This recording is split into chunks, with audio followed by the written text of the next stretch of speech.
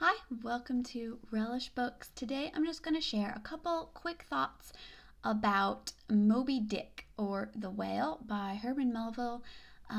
It was published in 1851, and it was at the time a failure of a novel. It had mixed critical reviews, but it wasn't popular, and the book was out of print at the time of the author's death.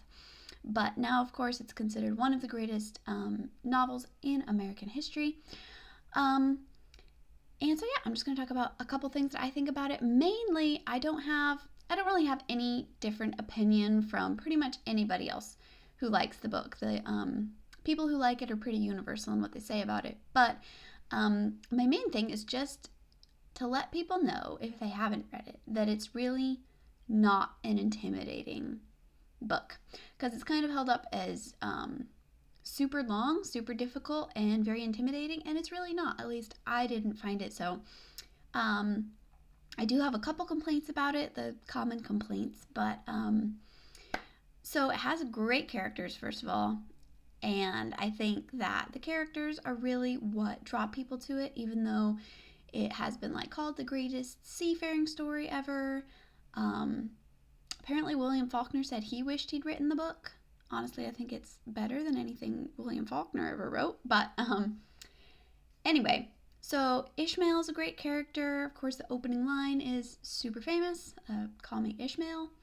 But really, it revolves around Captain Ahab, who is a great literary character. And there's a lot of metaphor and symbolism, of course, that you can get out of the book. I'm not going to go into any of that. Anybody who reads it can think about that for themselves. I also really enjoy the first mate, Starbuck. I think he's a great character. I love Queequeg. I love all the characters.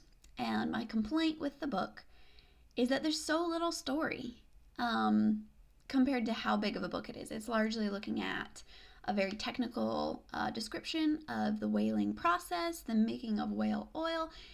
A lot of it is really nonfiction.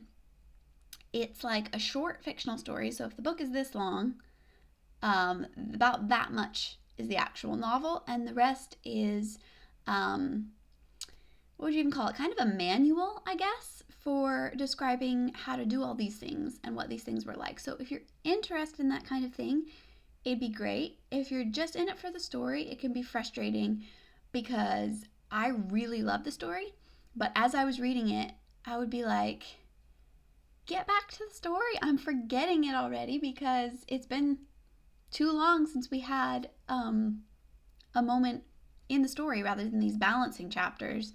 But when you're actually with the story, it's really great. I just wish there was more of it. Even the other chapters wouldn't be so bad if there were just more chapters with the characters telling the story. But the story that it does tell is really great, really gripping.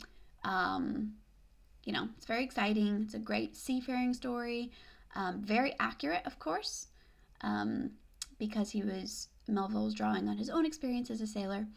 And yeah, just very fun. This search for this massive white whale.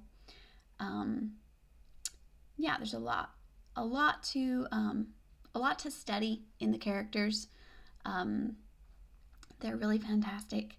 But again, if you're thinking about reading the book, I would recommend it. It's really, even with all the boring chapters, if they are boring to you, it's not that long of a book.